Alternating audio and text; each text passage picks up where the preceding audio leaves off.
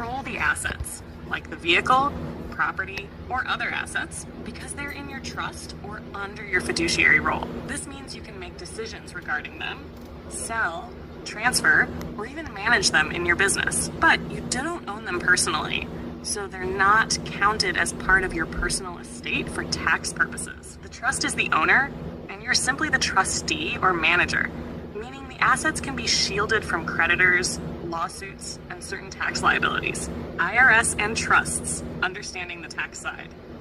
When it comes to the IRS, here's the basic breakdown of how it might work with a private trust. 1. Trust structure.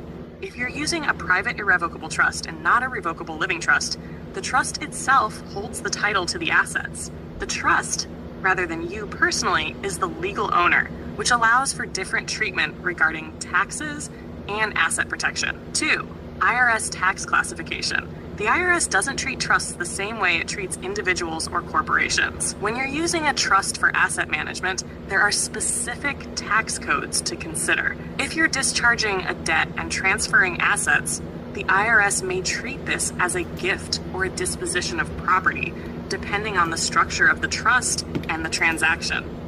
Form 1041. If you're dealing with an irrevocable trust, the trust itself will generally need to file Form 1041, U.S. income tax return for estates and trusts, reporting the income, deductions, gains, and losses the trust incurs. Fiduciary responsibility. As a trustee, you have a fiduciary. To build the church, all you is a EIN number. You gotta have your governance manual. That's gonna be your bylaws, your constitution. You're gonna have your articles of organization.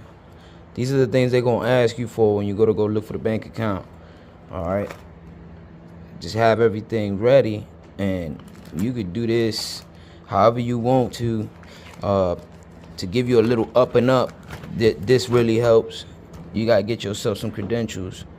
Get ordained as a pastor. This is free.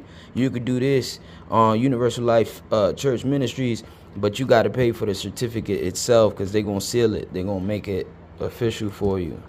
And you get a letter of good standing with it too. That helps be able to get your bank account going.